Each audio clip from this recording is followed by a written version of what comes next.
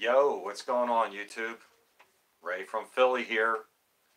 First ever live chat. Waiting for someone to come on.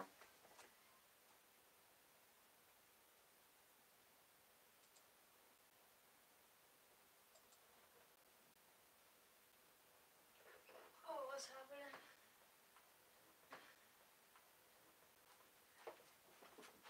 What happens? What we're doing? We're live?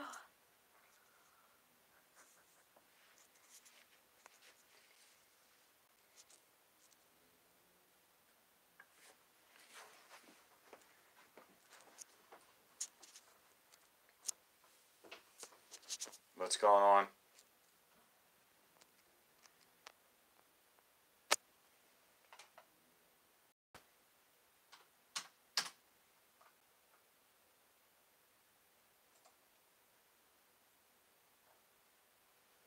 What's up, Cuban? Hey, what's up, Jim Bang?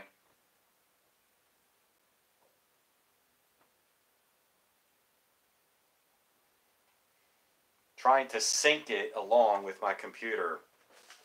So hopefully this is working out. What's happening? What's that, Ray? What? Hey, what's going on, guys? Philly show coming up pretty soon. Just trying to sync the computer up so I can talk to you guys. And from there.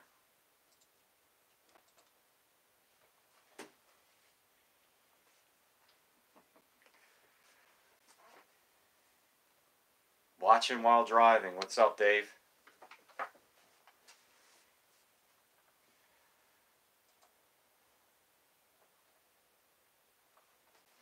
Alright, well, I can't seem to sync up the computer. I might as well just start without it and just view from the phone. So, what's going on, everybody, tonight? Just wanted to talk some vintage baseball cards. I wanted to do a live opening of... You alright? Huh? Want to do a live opening of a card for one of my PSA set registries.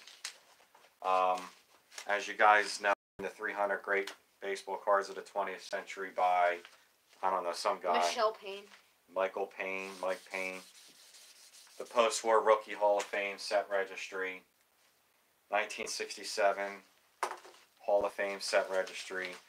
And 50 greatest sluggers. But then I decided to do a couple of players. Let's see if I can see the chat part in here. Hit the chat button. There it is. And one of the players that two of the players I chose to do was George Brett. And what I wanted to do is from his rookie card for Topps only to his last year. And the other player besides George Brett is going to be this guy, Reggie Jackson. So I already have Reggie's rookie card. Let's see if I can see the chat going on. I think it just goes away in like 2 seconds. Well, that stinks. So the Reggie Jackson I picked up this week. If I can open this. So this is my first ever live break. So I got the package in this week. So I already have Reggie's rookie card. Okay. And it's amazing how they have this sealed. Unbelievable. Here it is. I think it shows it when people chat, because now it's starting to pop up. Hey, what's up, Carter's kids? Jeff, what's going on? So I picked up the 1972 Reggie Jackson right over here. It's in the new PSA holder, PSA 7. And this is Reggie's 4th year.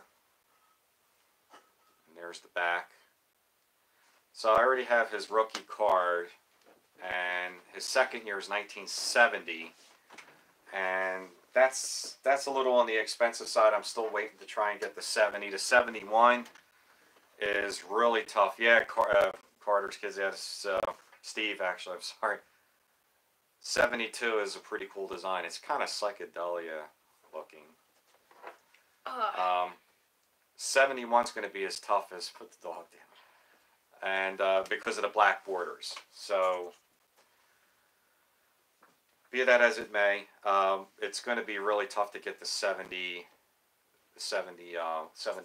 but that's going to be my goal. 72 is a great set, Dave. It definitely is. I love the 72 set, and just love how the new holders look. So if you guys want to discuss anything vintage, I'm just showing here. I got my flyer in the mail for the Philly show coming up. And say some of you guys that might live in the area, it's this November 30th to December 2nd.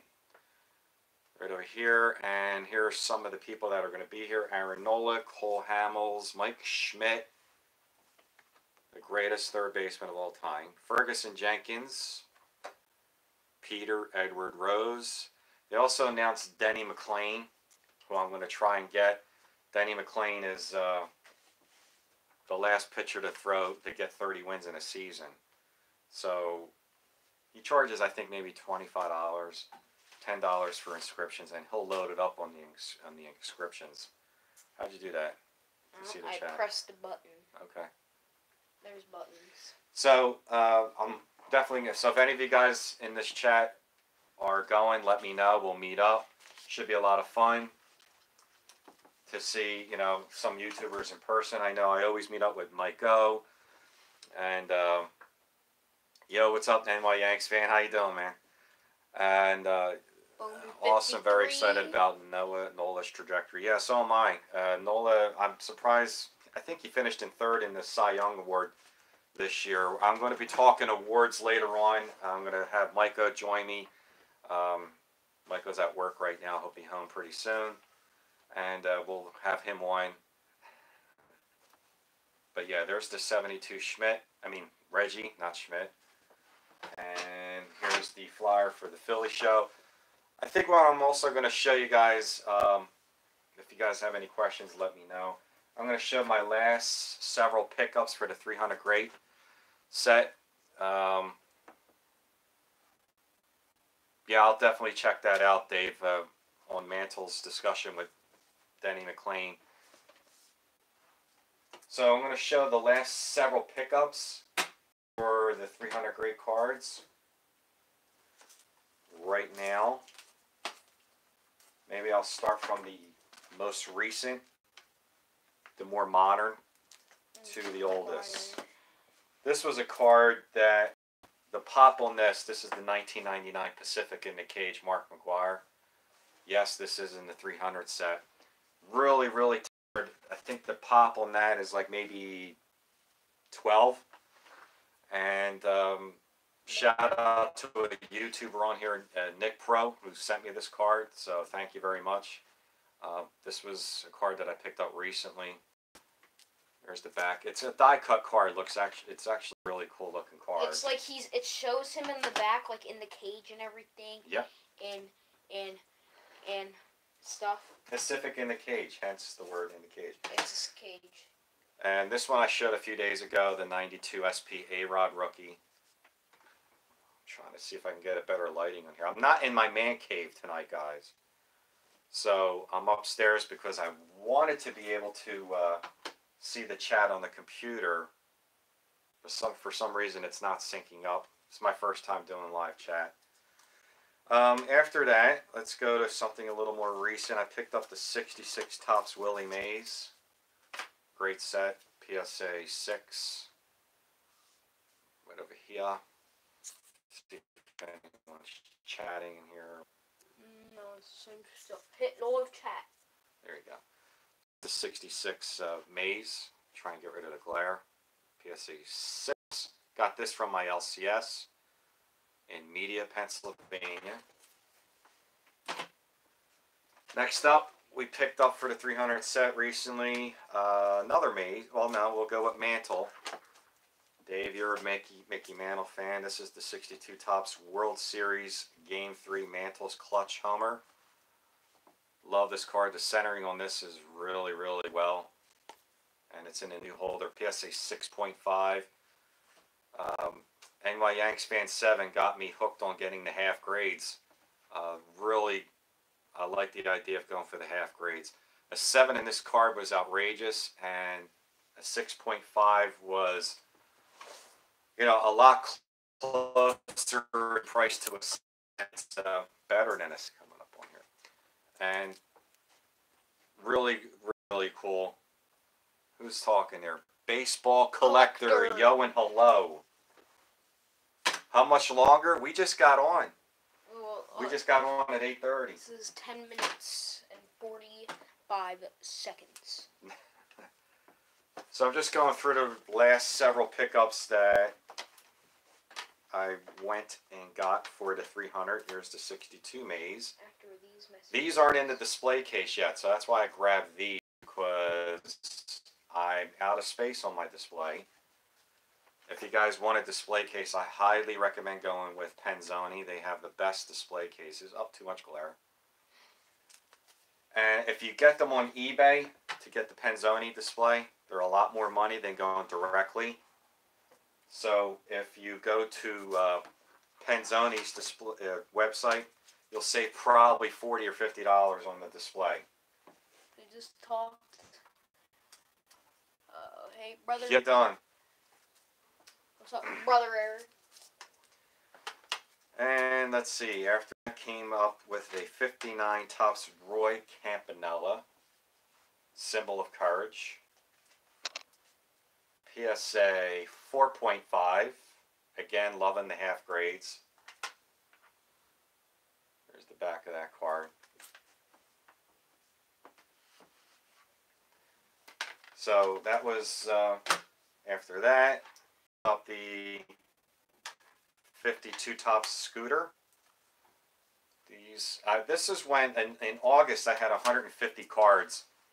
I'm at 160, so I'm showing the last 10 that I picked up, really. 51 Bowman Larry Doby. And that was in the PSA 5. Great looking card. And then this was the one that got me to 160. This was the 49 Bowman Stan the Man. Yes, this is a PSA 3. The centering on this is really, really good. I do know why this got a PSA 3. It does have slight, ever so slight, right there, little bit of loss that took out one word. Other than that, this card should have graded a lot higher than that. So these were the most last 10 pickups for the 300 grade cards. And then I just opened up the 72 Jackson that I'm doing his PC from his rookie year to his last year, which is 87, in Topps only, basic set registry. Actually, I'm sorry, not his Topps. His basic set registry will cover Topps, Donruss, and Fleer. And as far as modern pickups, I had to go with the Shohei. Hey. Just won Rookie of the Year. What do you guys think of him winning Rookie of the Year? Yeah, she blindly lived with a little bit of paper loss because it's in the back and nobody really cares about the back. So basically, this is what I really care about. And here's another Shohei. Boom. I wasn't in agreement with Shohei winning it. I think the guy that should have won it was this guy right here. I don't know what you guys thought about that. I know Joe Silverjactify did a rant. Oh, yeah, Andahar should have won Rookie of the Year by far. I mean, he had better numbers than Shohei all the way around. Yeah, absolutely. Miguel Andahar was way better. Acuna won. What does MK? It means mark. MK means mark. I originally thought it meant miscut, but MC is miscut. So MK is mark. It could be a pen mark, any kind of mark on there. This is a guy that I'm really thinking I like a lot better than Acuna, is Juan Soto. This is his Topps Update rookie. Acuna Matata. Yeah, I'm thinking Juan Soto might be even better. If you guys are looking for the future, pickups coming up this year, keep an eye on Vladdy. It's gonna be them versus. If you guys don't know about him already, Vladimir Guerrero Jr. The guy's a stone cold stud. Oh yeah. Stone cold stud. He's dead. So if you guys have any questions, again, I'm going to the Philly show coming up November 30th to December the 2nd. Right over here. I'm going to try to meet Denny McClain and get Pete Rose for my 80 World Series program. Picked up the Eddie Stanky. That's a cool card. 52 Bowman. And I love all the early 50 Bowman cards. 50, 51, 52, 3, 54. The only one I probably kind of don't like is the TV set one, the 55 Bowman, but it is what it is. So, if you guys want to have any questions or any discussion about any vintage, feel free. Just gonna, you know. Just gonna hang out here. I don't know if I enjoy ever showed you this Friday guys right night. here. Survived another week of work and school. I don't know if I ever showed you that, guys. This is the first ever baseball cards magazine from 1981. NY Yankees fan, I saw he posted a throwback video earlier today. He showed,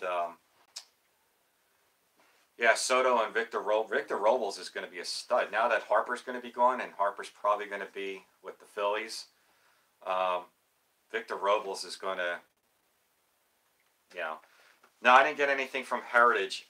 Here's some of the auction sites that I check out. I know a lot of people like REA, which is Robert Edwards, and that's huge.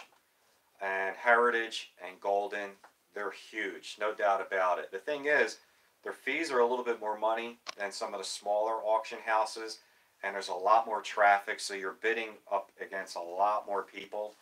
So some of the ones I go to is there's a bi-weekly one called Serious Sports Auctions, Serious Sports Cards. They're every other Thursday. That's a really good one. Small Traditions is another really good one. Actually, Small Traditions is where I picked up the Reggie Jackson 72 tops. And Clean Sweep. Hey fellas, yo, what's up, Bob Lewis? Bob in the house. How's Pittsburgh doing, Bob? How you guys doing, man? Pittsburgh Pirates in the house. So yeah, Clean Sweep is another auction house that I, regularly use, and Small Traditions. Friend of mine from my LCS, he won a huge card on the Robert Edwards auctions. He won the 52 Topps Mantle in the PSA 1. Unbelievable. James Conner could run. He's on our fantasy team.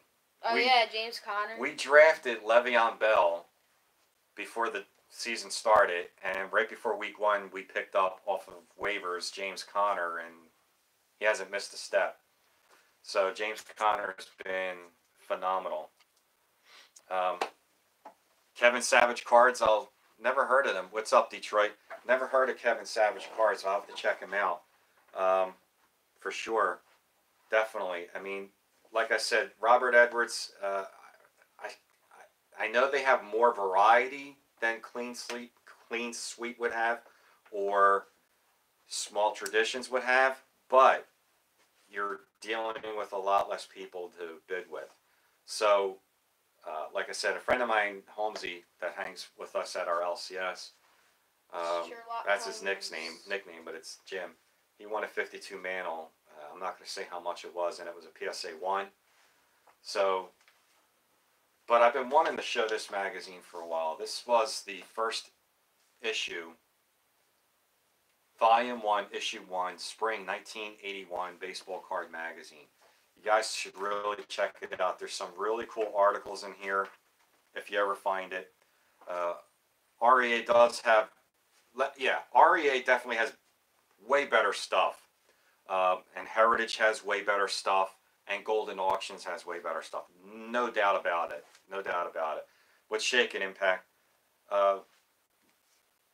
they have much bigger stuff, much better stuff. But I can't afford to probably go for the 52 Mantle and that kind of stuff. So I'm going for stuff that's in my set registry, and PSA hooks me up with all of the auction houses. So I'll get, whenever Golden or Heritage has an auction announcement, I'll see on my set registry cards that I need, and it'll show me what's going on. Triple Crown. Yeah, you bought from Clean Sweep at the National, and they were great to deal with. I'm telling you. Sirius is really good too. And Clean Sweep is awesome. And Small Traditions, actually, the Sirius is the one I have the most luck with, and Small Traditions. Here's my most recent SMR with Trout. So what did you guys think of the MVP voting this year? I thought that the MVP in the National League, the collectibles app, I'll definitely, for all auction houses, I get an email from, has been an email, but I'll get an email with all the auction houses telling, what auction's starting and when it ends and things like that. Sterling is a great small AH auction house. I have to check them out. Actually, I don't think I've heard of Sterling. I go on a lot of them. I think it's called auctionreport.com. And auctionreport.com will email me pretty much every day that will release a new auction that started and when it starts and when it ends. Baggers Auctions is another one that I check out. Baggers Auction, I see him. His name is Dave Bagger. I think he's from Ohio, and he has a bi-monthly auction as well. And it's pretty good. So that's Baggers is Baggers Auction. It's not a bad auction whatsoever. But getting back to the awards in the National League, the finalists were Christian Yelich, Nolan Arenado, right? And Denny McLain autographed my 68 Topps card. I have his rookie card. I'm thinking about bringing that to the Philly show and having him sign it. I'm also thinking about buying a raw Ferguson Jenkins rookie because Fergie's going to be at the show as well. And I've never met Ferguson Jenkins. Let's see, he's right over here. Fergie Jenkins. And the prices are pretty reasonable for Ferguson Jenkins. He's like $25 as well. What's up, Dystemic? How you doing? How you doing? So the National League MVP went to Christian Yelich. Absolutely deserving of that. He hit over 300. Did Mookie Betts win? Mookie Betts won the American League MVP. That also makes sense. And I don't know. I think it was a little up for debate. I mean, he only hit 80 RBIs, but in every other category, he totally raked. He totally dominated. Here's SMR magazine that I picked up a couple weeks ago. How was Trout getting like more stuff than Mookie Betts? I got Blyleven on his 71 rookie. That's a good autograph to get. Definitely, I would think that's an awesome autograph to get. But yeah, Aaron Nola is there at the show. Pete Rose is at the show. And I'm getting Pete Rose to definitely sign my 1980 World Series program. I'm finished. I just finished my 1980 World Series Phillies poster. That took about 4 or 5 years to finish. It's not framed yet. So when I get that framed, I'll definitely show you guys and share that with you. It's, that's my all-time favorite team right there is the 1980 Phillies, which is what I'm wearing right here. So, be that as it may, I'm going to now go over some vintage cards that basically I would suggest you would try to look at, as far as investment-wise. I do love the hobby as a collectible. How do I choose what card I target in the top 300? Okay. Good question. In the PSA set registry, they'll have the list of cards on there, and they'll have a weight. Say a card from the 90s could have a weight of 1. A card from the 80s, a certain player could have a weight of 2. And what that means is the rarity of the card. And you get points for that. The card is a grade 8, for example, and the weight is a 1. You're only going to get 8 points for it. If the card had a weight of 2, then and the grade is a PSA 8, then you're going to get 16 points for it. If it has a weight of a 3, then you're going to get 24 points for it. The more rare the card, the higher the weight. What I'm going for is basically what I can afford and try and get something on a weight of more than 1 to try and get, more points on there. Right now I'm ranked 8th on the top 300, or the 300 great cards. And I have 160 cards on that set. Now, am I going to finish the 300? Absolutely not. Nobody's going to finish the 300. Even the guy that's in first place right now is not going to finish with 300. It's going to be really tough to get even 250. And if the card has any kind of rarity about it whatsoever, if it has a weight of 3 or a weight of 4, for example, any Mantle card from the late 50s is going to probably have a weight of 3 or a weight of 4. And basically that's it. So recently I just picked up the 94, for example, SP A-Rod rookie. That only had a weight of 1 because it's a more modern card, so it didn't have that much of a rarity about it. Okay, so this only had a weight of 1. I got a PSA 8 on it, so it only gave me 8 points. Try and give me an example. This Stam Usual 49 Bowman, okay, had a weight of 3. And it's a PSA 3, so I picked up 9 points off of that. So you're getting the drift of where I'm coming from, that the older the card, the higher the weight, the more rarity it's going to be. Same for the 51 Larry Doby, 51 Bowman Larry Doby. This has a weight of 2.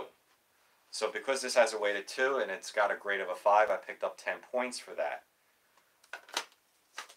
And so forth and so on. So again, the card, on how old is it and how rare it is, it's going to give you a more higher point, increasing on your ranking. I'm not trying to get up higher on the rankings on this whatsoever. I'm just trying to finish as much as I can and have fun with it. Now, it's really tough because I'm in so many sets. Another piece of advice I can give you guys, does the registry really matter to you? Couldn't you just save the money and buy all those raw? You could. Here's the thing with buying between raw and buying vintage. I'd rather buy, it's cheaper to buy raw without a doubt. You can bargain with a dealer or whoever's selling the cards, because when it's raw, you can pretty much discuss what you're willing to pay with the card. When the card's graded, it's already set in value. You know what you're going to have to pay for it. That's the grade. This is the VCP value, which is vintage cards prices. You pretty much know that that's what it's going to be worth. So yes, I do spend more money on the card being graded, but there's advantages to having the card graded than having the card raw. Number 1, you know it's real. You know it's authentic. Number 2, you know what you're getting. If, God forbid, you ever had to sell the card, you know what you're going to get for it. Just like when I said, when you're buying the card and it's raw, you can negotiate. So if I'm going to sell the card, it's raw, they're going to negotiate with me, and it's not going to make off of it.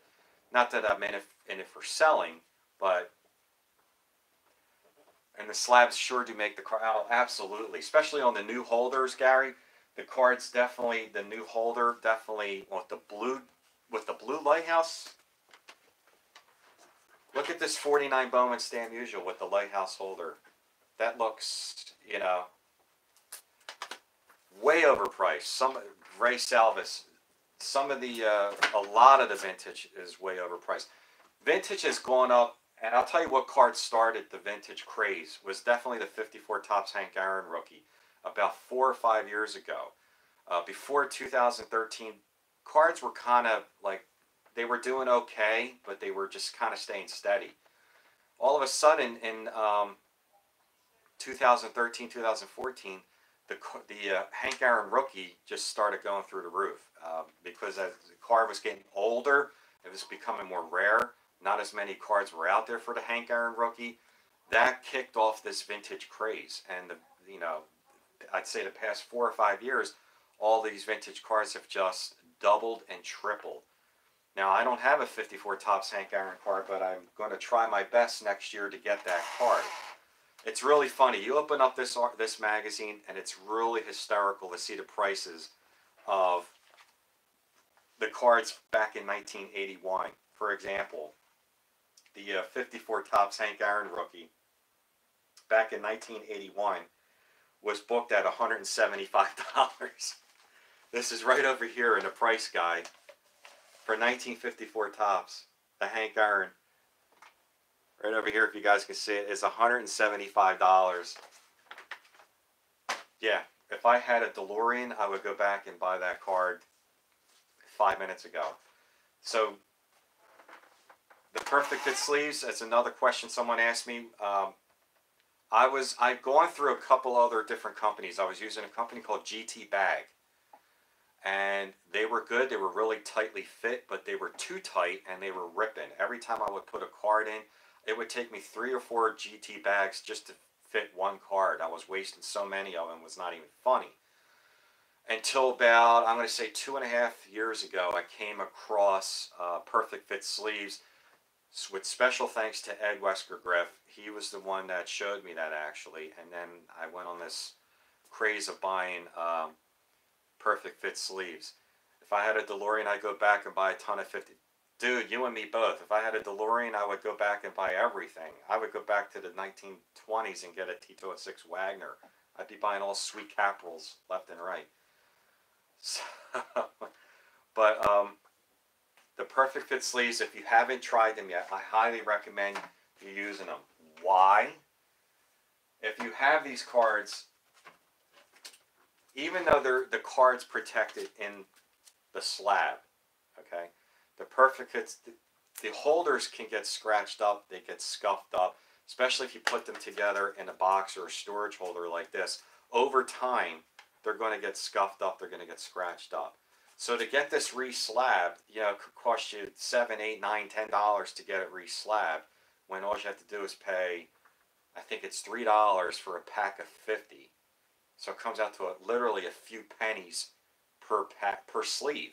So it's worth spending the $3 and you get 50 Perfect Fit sleeves in a pack to protect the holder too. So it's not only protecting the card with the slab, you also have to think about the holder. You really, really do. It's literally a couple dollars. So I would definitely spend the $3 or $4 to get that and not only protect your card, but protect your slab. DeLorean in the early 90s, she was contacted about holders quickly and easily get scratched. Absolutely, Alex, they get scratched up. And they not only do they have Perfect Fit sleeves over there for slabs, they have the sleeves for top loaders, and they have the sleeves for, they're like penny sleeves for the cards. They have an overflap that, you know, come over like this and seal, and they fit perfect in the card, and then you can put them in the top loader, and then even have fitted sleeves for the top loaders. They have fitted sleeves for magnetic holders, everything. So you want to try and, I mean, it's really, really worth spending a couple dollars to protect them. It drives me crazy when getting cards. I never heard of Perfect Fit sleeves until you guys read. Dave, I highly recommend going to Perfect Fit sleeves. I've talked to that owner there quite a few times. He's a good dude. So definitely. Yeah, I've gotten plenty of cards, Impact. I've gotten plenty of cards, you know, graded. And here's a perfect example. My Derek Jeter rookie pisses me off. My 93 SP Derek Jeter rookie that I have in a PSA 8. Bought the card, got it at a good price, and it has a scuff right on here that now, if the person would have spent the 5 cents per sleeve to protect the holder, I wouldn't have to pay now $8, $9, $10 to get it re-slabbed. You know, the good thing about getting it re-slabbed, though, you will get the lighthouse holder on it, which really makes the card pop. Um, I don't know what it is, but to go through the history of the PSA slabs, I do have the different ones. Here is an original one. This is what the original one looked like. Okay. After that, they went to the hologram. This right here, if you see over here, it's a silver hologram. That was the more recent one, not the current one, but the one that they used up until about a year and a half, 2 years ago. And then for about the past year, year and a half, they've moved over to this one, which is the Lighthouse Blue Holder. Why they had that? If you look at the back over here, they have this encoding over here. Therefore, they're basically giving a more security for your card, which is really cool. So the Lighthouse holder not only looks cool, raw and got that. Yeah, actually I have. You know what card I've gotten actually raw was the Mike Schmidt rookie. When I got back into collecting about 3.5, 4 years ago, rookie raw. And the guy assured me on eBay that it would grade an 8. And I'm thinking, yeah, it's going to grade an 8. I sent it to PSA, and thank God it came back a grade 8. So I totally lucked out on that. Off the top of my head, I did do a few other ones. And I am seriously thinking about going that way on the more expensive ones. My only concern is if I do that, I'm taking the risk of the card being authentic. So the only way I would buy a raw card is from a reputable dealer at, say, the Philly show or the National or White Plains, any of them shows, and the dealer is, legit. Then you can, I would say, go for it. Definitely buy the card raw. You're going to save a lot of money because if that, you'll probably make money. You could make money. You can pull out a card that's raw and it looks like it could grade a 6. And that card graded a 6 could be $300, and you're going to get it raw for half the price. So if you know the dealer, if you know the guy that's selling the card, and he's a reputable dealer, by all means get it raw and submit it. It's just the fact that there's not that many shows anymore, so I've been buying a lot of my cards already graded on eBay or from one of the auction houses like Serious, Clean Sweep, or Small Traditions. But as I'm getting further into the 300 grade card set by who else, Mike Payne, as I'm getting further into that set, I'm done all of the 90s. I'm done all of the 80s. I only have one card left of the 70s, and that's the 70 Topps bench. And then once I'm done the 70s, which I only have one card left from the 70s, I start getting into the 60s and 50s. The cards are getting way higher. So I might be going in that direction on certain ones. To get them raw and save 40-50% off of the cost because it's raw and getting it graded. But like I said, if I do buy raw, it's going to be off a reputable dealer at a pretty big show, and I know the guy and I know the dealer. It's worth a shot. Definitely worth a shot. Gary had a question. Sorry, I just missed it.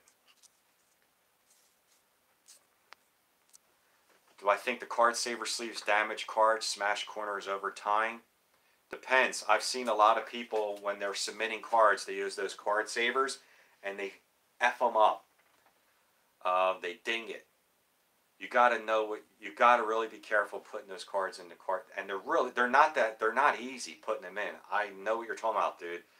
Those card savers, they're tight for a reason, to protect the cards so that when you send it into PSA, they're secure. Those cards, I hate them. I hate those card savers. But that's how PSA wants the card. When you're going to submit a card, you have to submit the card through a card saver. You can't put it in a penny sleeve and in a top loader. They won't take it. They'll send the freaking card right back to you.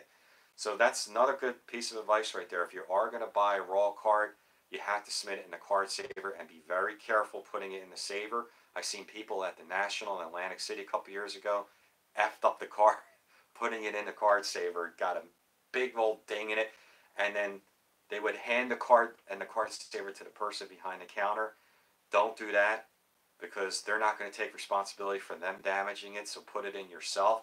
But like I said, you got to be very careful putting that in the card saver because they're tough.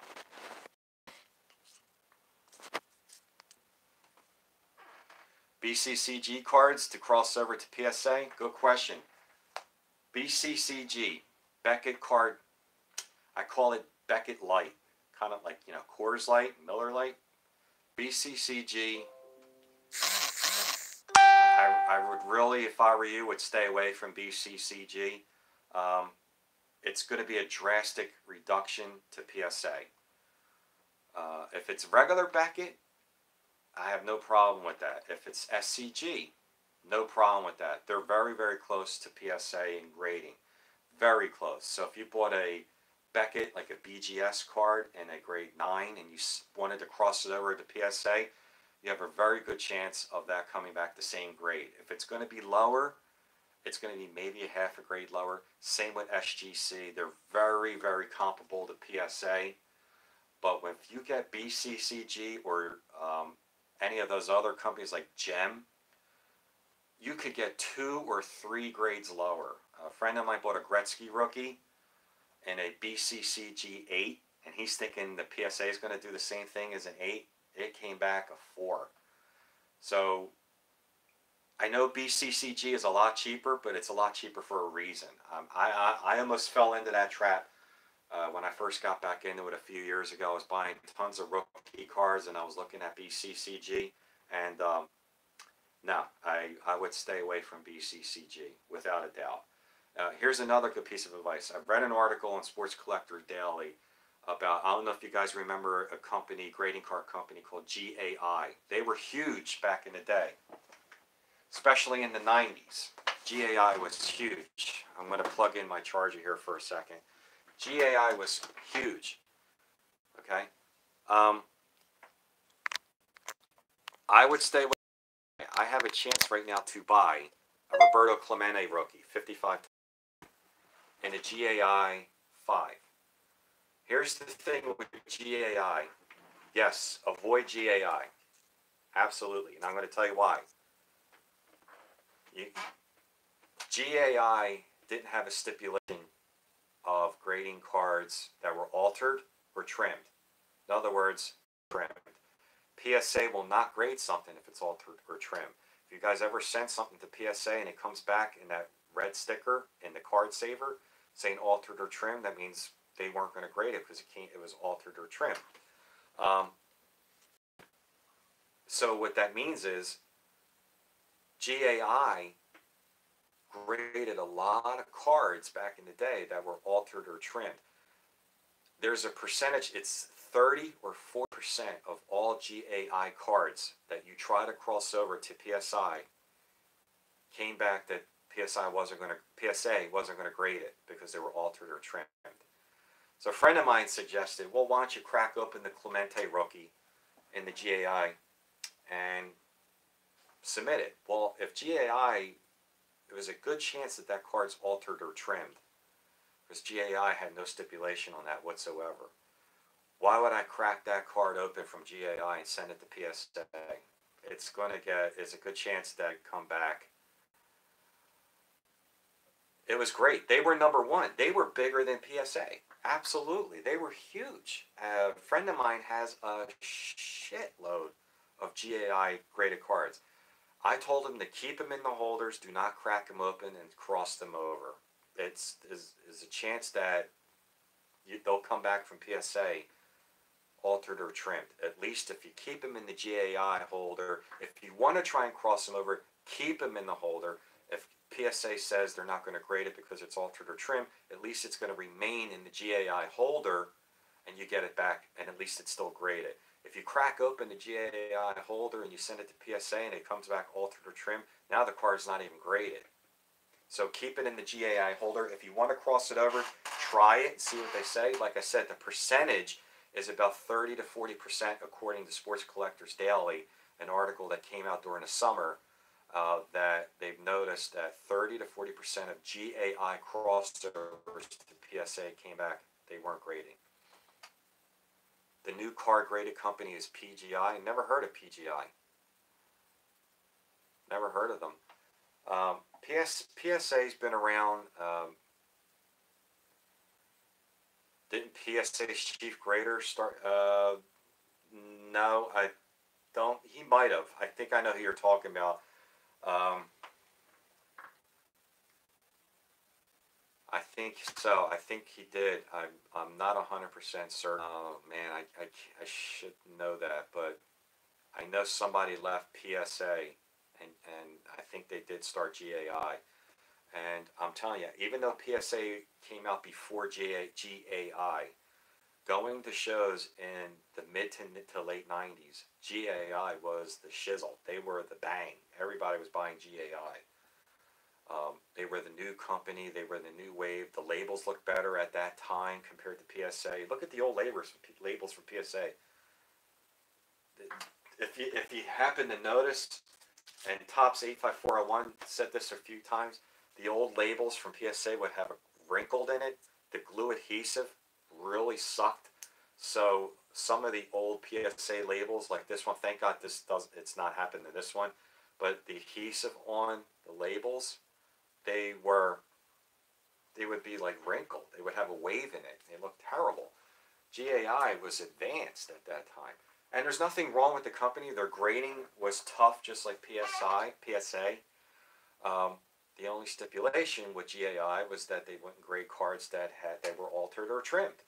So therefore, when people wanted to cross over GAI cards to PSA, they got screwed because PSA was very strict in grading cards that were altered or trimmed. So if you have a GAI card, keep it in the holder if you want to cross it over to PSA. This way, if PSA rejects it, you still at least have a graded card. There was another question I wanted to see here.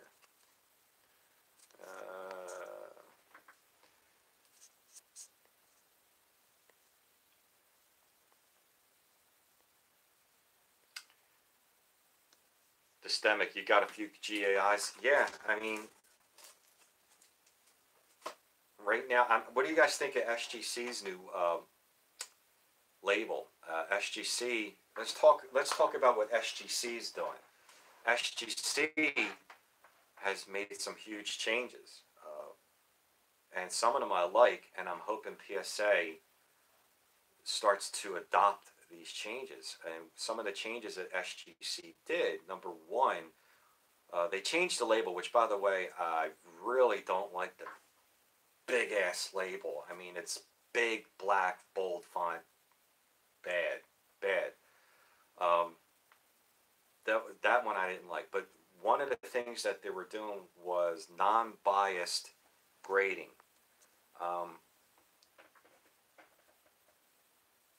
Right now, what that means is, you ever hear the story about PSA? Oh, if you send a card into PSA, you could get a guy and wake up on the wrong side of the bed that morning, got an argument with his wife, whatever. He's going to be in a pissed off mood, therefore you're going to get 5s across the board. True story. That has happened. That has definitely happened with some PSA graders. SGC is starting to lean towards non-biased grading, which that means, from what I understand, that they're using more computerized grading, which means it's going to be really tough to get a 10 because the computer is going to be looking at every freaking flaw these cards. But I kind of like that because, a lot of the modern stuff, everything's getting a 10 on it. But PSA, I wish, would adopt the non-biased grading that SGC is starting to incorporate. There were some other changes that SGC, I think, was going to be doing. The one change was that system hasn't rolled out yet. All right, thanks, Broth. But I know that was one of the things that they were doing. The other changes was, when you got a card graded from PSA, it came back a certain grade and you didn't know why it came back a certain grade. PSA wouldn't give you a reason as to why this graded a 5. For example, I sent in a Chipper Jones rookie a couple years ago, a 91 Bowman. This thing looked like it should be a 9 or a 10, and it came back a 5. I wish I knew why, but SGC is supposed to, right now, give you a reason as to where the flaws are in the card and why it got the grade that it got. That's something I wish PSA would start to incorporate, because PSA gave you a grade of a 5 that you were expecting an 8 or a 9. You'd like to know why. You call them up, they're going to be like, well, that's what the grader gave it. They gave it a 5. Why? SGC is supposed to be incorporating that into their grading, where they're going to be, it's going to be non-biased, that they're going to be doing hopefully soon, and that they're going to be giving you a reason as to why the car got the grade that it got. So SGC, is a pretty good company, but I'm hearing rumors, and don't know if I'm right, don't know if I'm wrong. I'm hearing rumors in the community, not the YouTube community, the car community, that PSA and SGC could be merging. They could be coming together.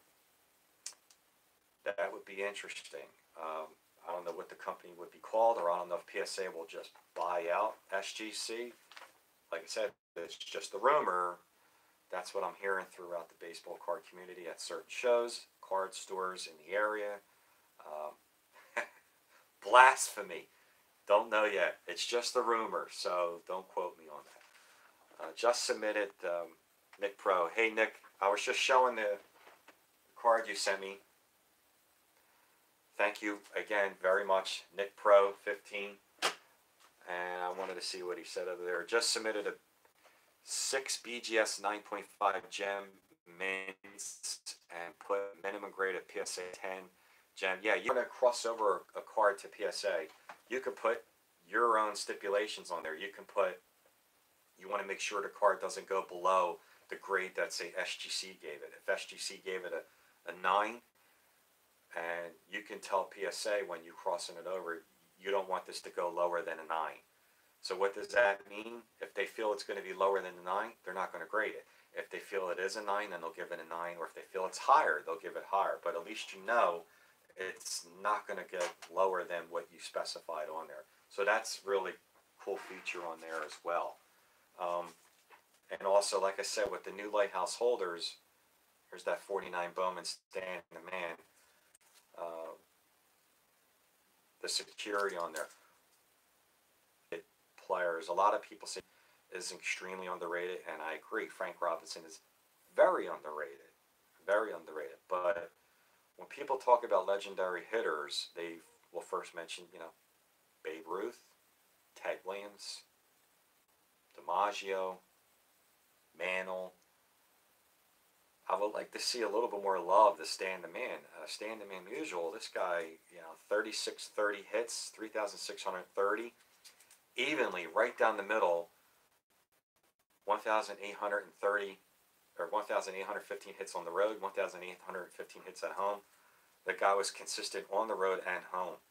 So I want you to see what you guys think about Stan the Man Musial. I think he really, this is his second year card. The rookie is the 48. This is the 49 Bowman. What do you guys think about why Stan the Man's not getting enough love? Is it the market that he played in? Is it St. Louis?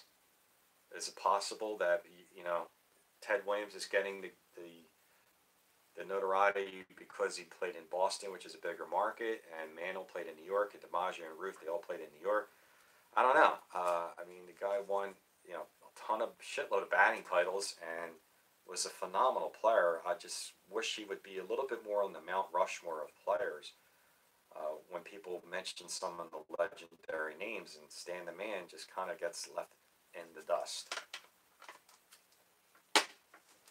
So I'm hoping to hear from Micah pretty soon. Maybe Micah's working a little bit late. I might wrap this up a little soon. I've been on for almost an hour. If you guys have any other questions about vintage cards or PSA set registries, let me know. How they work. How's the set registries work?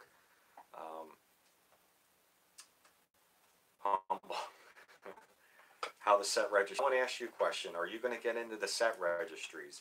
You have a lot of great PSA graded cards. Have you thought about registering the cards, any of those cards that you have, into the set registry? If you guys haven't checked out Dave, by the way, you should check him out. Blue Jacket 66. Phenomenal collection. He just showed the 54 Stallmeyer Mickey Mantle card, and there's 3 Stallmeyer cards, 53, 54, and 55. Hey Tony, how you doing? I just submitted my contest video a couple days ago for your contest, so that's a good idea. I like that contest too, but the Stallmeyer's card, Dave's collection is insane. It's insane. If you do get into the set registry, Dave, don't join the 300 grade cards because I'm in that set. You probably would blow me away. Do something else. Has PSA got back with you on adding any cards to the registry sets? All right. I requested a couple of cards recently, the Jimmy Rollins rookie and the Giancarlo Stanton rookie. PSA created a vote. So I got an email from PSA along with every other PSA member asking us to vote whether they think these certain cards, and it was like 15 cards. And I'll try to go by memory what I thought some of the cards were. Asking yes or no, should this card be added to the PSA Future Hall of Fame set registry? One was the Scott Rowland rookie. Another was the Stanton rookie that I requested. The Jimmy Rollins rookie that I requested. And I'm trying to remember now off the top of my head some of the Max Scherzer rookie. They requested if you wanted to vote as that. It's total crap. It's total crack, Dave. It's total crack. That's one thing I want to do the PSA set registry. It's addicting because you see yourself climbing up on that ranking and you want to get more and more and more just to climb up the ranking, and you kind of veer off from what's most important hobby.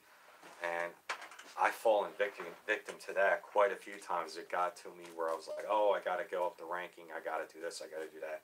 Just enjoy the hobby. Make sure you love what you're doing and you love the hobby.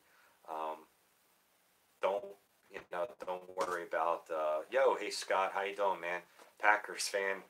I'm a Packers fan too. Besides the Eagles, my second favorite team has always been the Green Bay Packers, and I'll tell you why. In the 70s, my grandfather gave me a book on Vince Lombardi. It was in the late 70s. It was a biography of Vince Lombardi, and then just fell in love. I don't know why he got the Lombardi book. Maybe because we're Italian and Lombardi was Italian. I don't know, but became a Packers fan. They lost last night. McCarthy. But getting back to the set registries on how addicting it can be. Scotty's in the top 250 cards, and he'll probably be the first to tell you, and I'm going to tell you, like, it can be very, very addicting, and you got to be careful. I started with one set. I was doing the 300 great cards. Then I went to the post-war rookie set, the 67 Hall of Fame set, because that's the year I was born, the 50 greatest slugger set. Now I'm in the top 250 sports cards, on and on and on. I'm in probably 9 or 10 set registries. And that's not good because a lot of dealers told me back in the day that you want to kind of stay focused on and have a game plan on doing certain things, one thing at a time. If you start doing a whole bunch of different sets like a lot of people do out there, you're going to veer off and lose focus, and you're going to overspend. You don't want to overspend. You want to enjoy the hobby. So don't overspend. Don't go crazy. Just stay within your realm, set registry. I was doing 9 registries. Right now my focus is 2. The 300 great cards and the post-war rookie. And until I feel comfortable that I've gotten enough cards on them sets, then I'll move on to other sets. But it can be, really, really addicting. Yeah, Tony, I saw your 1960 Hall of Fame set. That's impressive. That's one of my favorite sets. Also, 61 is one of my favorite sets. What do you guys think of the 61 top set? I know you vintage collectors out there will know 61 is a great set. It's a very basic set. It's got the white borders, the logo on the bottom. 61's a great set, but 60 is probably the iconic set of the entire decade. That's definitely by far um, ever is the 60 tops. 60 tops has got the Yastrzemski rookie in there, and it's got the Willie McCovey rookie in there. It's also got Frank Howard and Jim Kitty Cott. Take care, Dave. See you soon.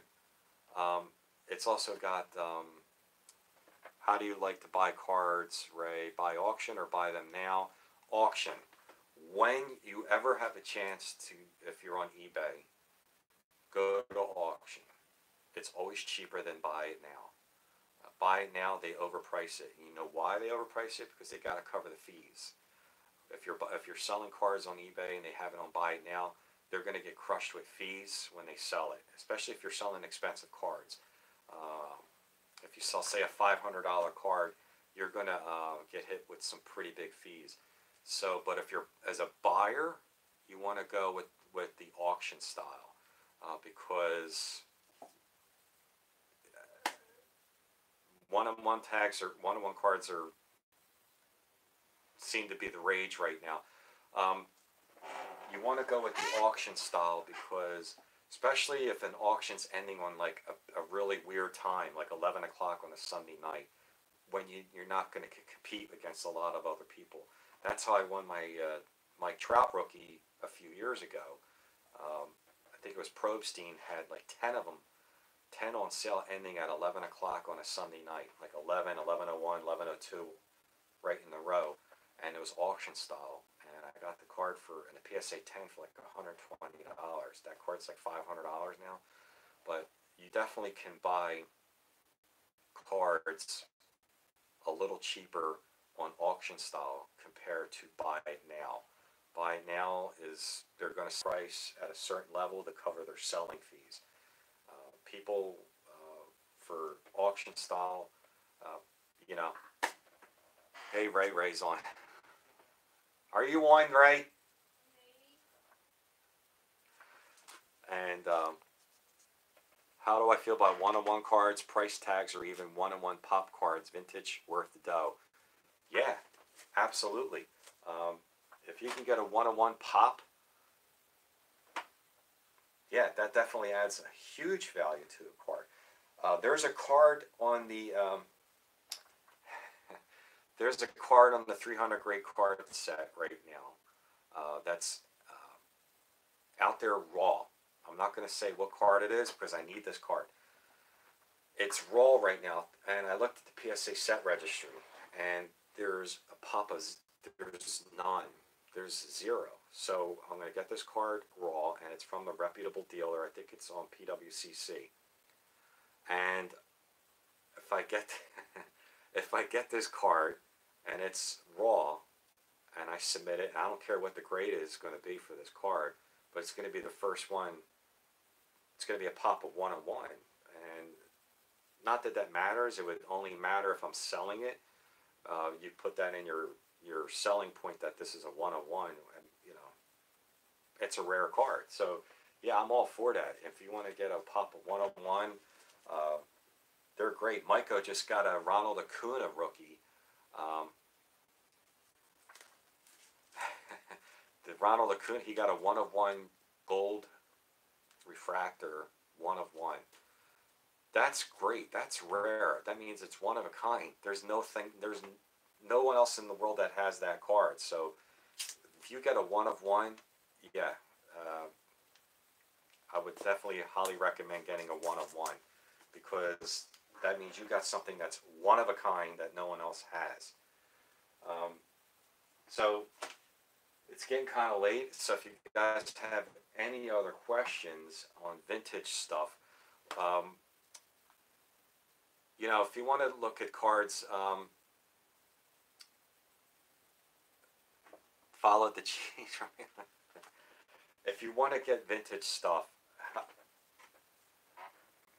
best thing I could advise, if you're doing it for as an investment, try and get the vintage cards of the players that have a lot of value. The Mount Rushmore, what you could say, the Mantles, the DiMaggios, Williams, and you won't go wrong with them. If you love it for the hobby, and that's, then you would just get what you enjoy. So I kind of stay away from more of the 80s and 90s stuff unless it's in a set registry, because there's just so many of them out there. The production of the cars from the 80s is astronomical. So you can't go wrong with any Mantle cards or Ted Williams or DiMaggio, or Clemente is another big one. Investment grade. So 1950s PSA 4 or step up. It was off. PSA 4 step up to the plate. Get a PSA 4. Okay, collector's grade versus investment grade. Good question. What I stumbled upon with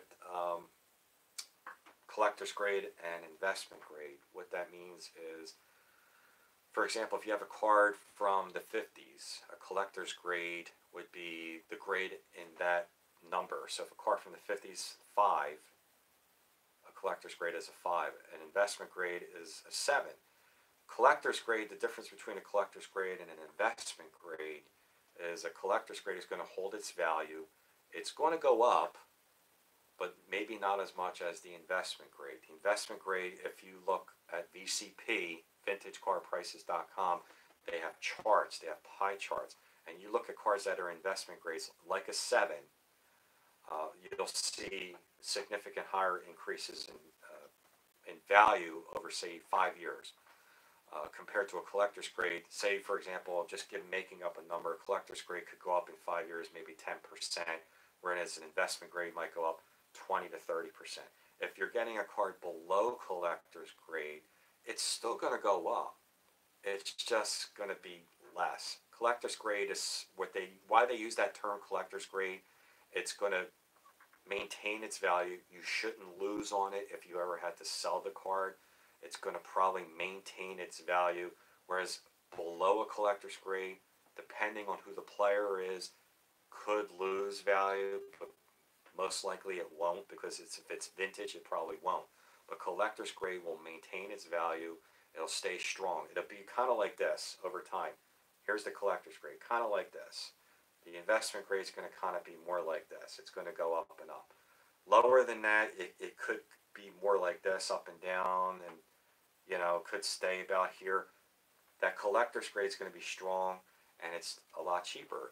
If you're in it for the investment, then you have to go with the investment grade. If you just want to get the card for your set registry, but you don't want to get something that could lose value or not go up at all, then go with the collector's grade. So cards from the 60s, a collector's grade would be a 6. An investment grade would be a 7. Card from the 70s, now that collector's grade would be a 7. The investment grade is going to be one step higher, an 8.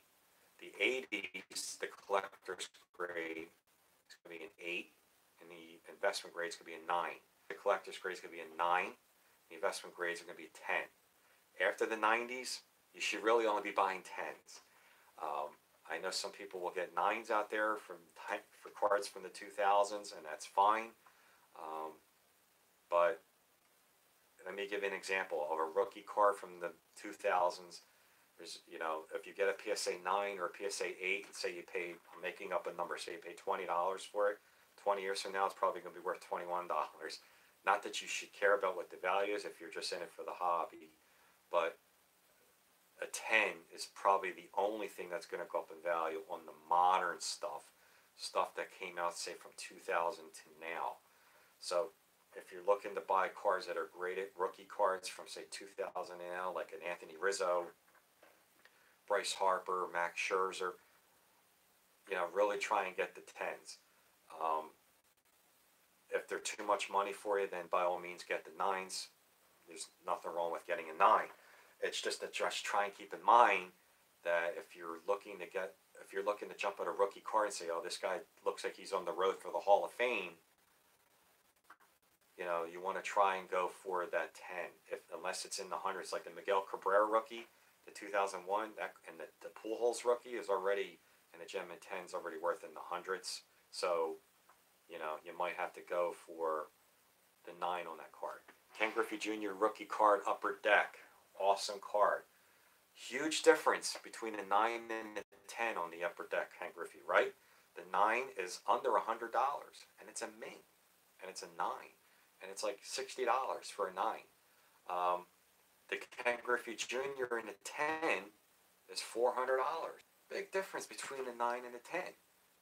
And to go on the a little bit further on the Griffey card, if you get one raw, what is the difference between a 9 and a 10? It's the hologram in the back. If you go to the back of that 89 diamond, I have a bunch of 9s, Ken Griffey Juniors, and they are perfectly 50-50 centering, no dings, no creases, corners. They got a 9 because of that hologram in the back. So look at that hologram in the back, that diamond hologram. If there's a little chipping on that hologram, they're going to give it a 9. But that card is a perfect example of a modern card in a 10 that's really the only card that has any value for that player is the 10. The 9's $60. You know, the Mike Trout rookie in the 2011 Topps update and the 10 is worth $500. The 9 is probably worth at best $100. Not that that's cheap, but there's a huge difference. So I try to, you know, try and stick with the 10s on the modern cards. JS Quard 181 said, grading a hologram is PSA and or BGS sticking it to you in the ear. Not really sure the question. So yeah, if you have any other questions on the 300 great cards of the 20th century, feel free. Let me know. Check out some of these other tubers on here. Check out Dave, who's Blue Jacket 66, Scotty Tradition, Psyched on Baseball Cards, Tony. You guys are awesome. You know, Tony's got a contest going on right now. And Tony's been on. He's got, I think, 400 subscribers, and he hit 1 year anniversary, so that's cool. If you guys are going to be in the Philadelphia area, go to the Philly show November 30th, December 1st, December 2nd. I'll be in the Denny McClain line, and probably, where's Pete? The Pete Rose line. Pete Rose should be a Hall of Famer. What do you guys think about that? Pete Rose should be in the Hall of Fame. I know you guys want to comment. Pete Rose, how did author make the list? Influential to hobby cards, maybe. I think how Mike Payne came up with the card, and they're not all rookie cards, and they're not all Hall of Famers. He based the card on popularity. There's some cards in there that I shook my head at, like, why is this card in the set? Like the 76 Topps Kurt Bavacqua. He's blowing this gigantic bubble. I mean, because he recognized that as an iconic moment in baseball history. I don't know. But there is a YouTuber on here, Zombie Collector, that's his grandfather. Bonds, Clemens, Pete Rose, reverse order if you wish. Of those guys, first to me would have to be Pete Rose. He's the all-time hit king. He hustled. He gave it 100% effort. I know he played for the Phillies in 1980. He's the reason why we won the World Series in 1980. Mike Schmidt would vouch for that because the Phillies were a good team in the 80s.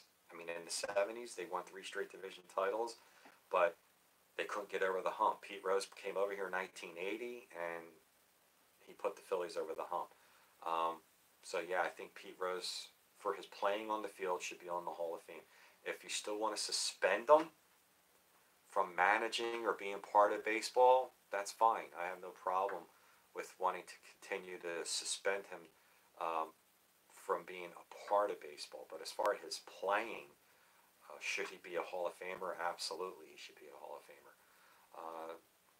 The Bonds and Clemens thing, it's a shame they didn't have to use steroids to get in the Hall of Fame. They were phenomenal players. Bonds was, during my lifetime, I mean, I didn't see guys like Williams and DiMaggio and all that, but during my lifetime, Bonds was the best player, 5-tool I ever saw. I mean, unbelievable, and it's a tragic. You know, it's a shame that he supposedly did what he did. I don't know if he did or not. Probably did. It's a shame. Um, but do I think he'll get in? I got news for you. I think he will. Um, and I'll tell you why. I think he's going to get in because I think he's going to get in, Broth, and I'll tell you why. I think because as the writers that were around when he was playing start to retire and move on, and you get newer, younger writers that weren't around when he was playing, they're going to look at his numbers and they're not going to be, I don't think they're going to be as strict on him as the writers that were out during the time when he was playing. A lot of those guys are going to be retired in a few more years, and don't be surprised if these new writers come in. They're just going to look at black and white at the numbers and say, why? Why isn't this guy in? Well, he did steroids, and the new writers are going to be like, I don't think they're really going to care. I think they're going to let him in because of that reason, because when those old writers retire and they start to move out and new writers come in, I think you're going to start to see a sway. That's the only way I think he'll get in. Will he get in on the voters? I don't know if he'll get in by voters, definitely by the Veterans Committee. You know what, Roth, I think you're right. I think Rose will get in, but it's probably going to be after he passes away. That's a shame. I mean, I just love Pete Rose. Big Scott, do steroids help you see the ball? Some people say yes, some people say no. I don't know. I couldn't tell you. Yeah, I have the Ken Burns documentary on VHS. When that first came out in 1995, I think it was, I recorded it every night, all 9 innings. I think Bonds has a better case than A-Rod. A-Rod admitted PEDs. Very, very good point, Carter, JML Carter. A-Rod did admit it. He admitted it when he was in his one or 2 years in Texas. He did admit it. And then he got nabbed again with the Yankees. Same for Manny Ramirez. I mean, he got caught. His test came back. Yeah, Pete Rose was made an example without a doubt. But you got to admit, that guy left it all out on the field. I mean, I saw him play. I'll never forget to tell you a quick story before I get going. When he signed with the Phillies, 78 was his last year in Cincinnati, and that was the year he had a 44-game. We watched a 3-hour documentary on the Lewis and Clark. He had the 44-game hitting streak in Cincinnati in 19. McGriff should absolutely be in the Hall. I can't believe he's not. This is McGriff's last year, by the way. He's in his 10th and final year. Everyone's talking about Edgar Martinez, and it's his 10th year. No love from McGriff, the crime dog. 493 homers. Absolutely, Fred McGriff should be in. The guy he had like 10 straight 30-homer seasons. Unbelievable. But back to the story on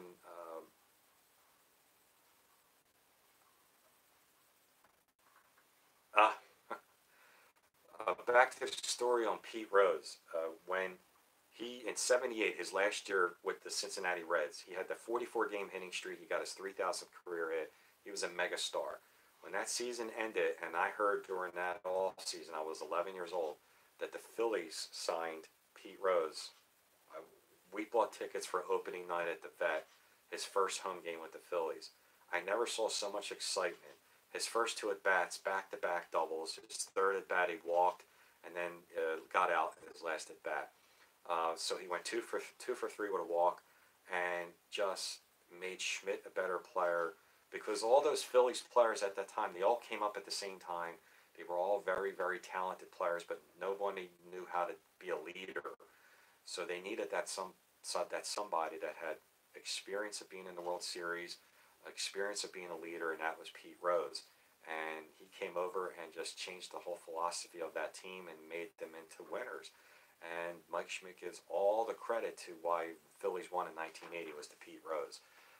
And I watched him play a lot, and that guy just left his heart and guts on the field.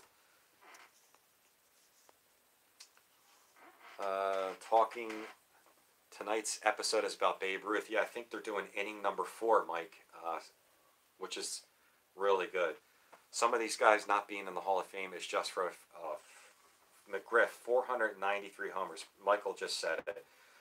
493 homers. And I think he's got like 1,500 RBIs.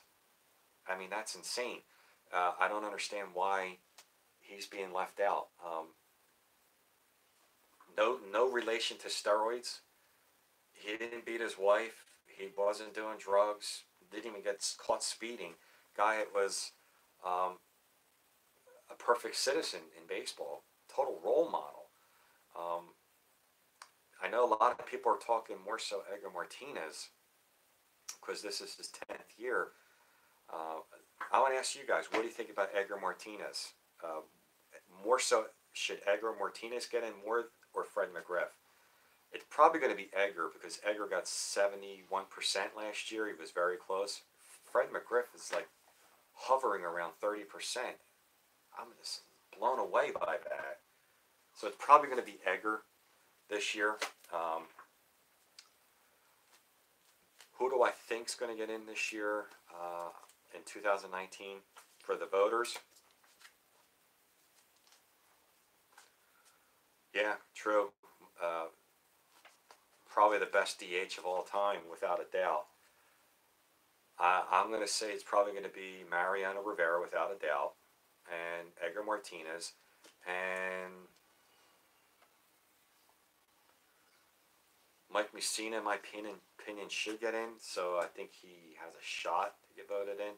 But the Veterans Committee is coming up on December 9th, and here are some of the candidates. See what you guys think about that, and then I'm going to get going. Some of the candidates for the veterans is Baines, Albert Bell, Will Clark, Lee Smith, Joe Carter. Of those players, the only one that really stood out to me was Lee Smith, because when Lee Smith retired, he was the all-time saves leader.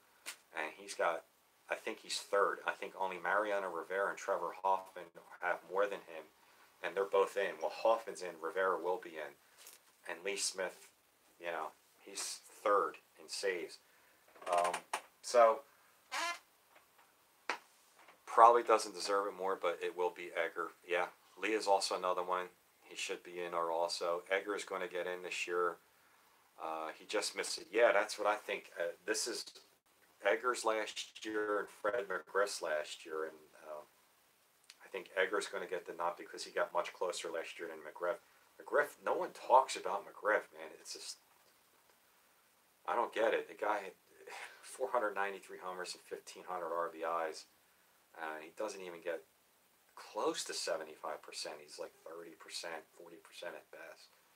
So, other than that, if you guys don't have any more questions, McGriff to Rizzo. Anthony Rizzo? Yeah, that's pretty close. Anthony Rizzo definitely has that level of consistency. You know, you can lock him in for 30 homers every year like Fred McGriff, and close to 100 RBIs like every year. So, well, I've been on for over an hour. This was my first live chat. I appreciate all your guys being on tonight. Ticket Leprechaun did a good video on the Hall for 2019, I'm guessing stats-wise. But I think I'm going to call it a night, guys, because I'm getting pretty beat. I've been on for about an hour and 20 minutes. It flew by. I appreciate all you guys for coming on. Keep on collecting.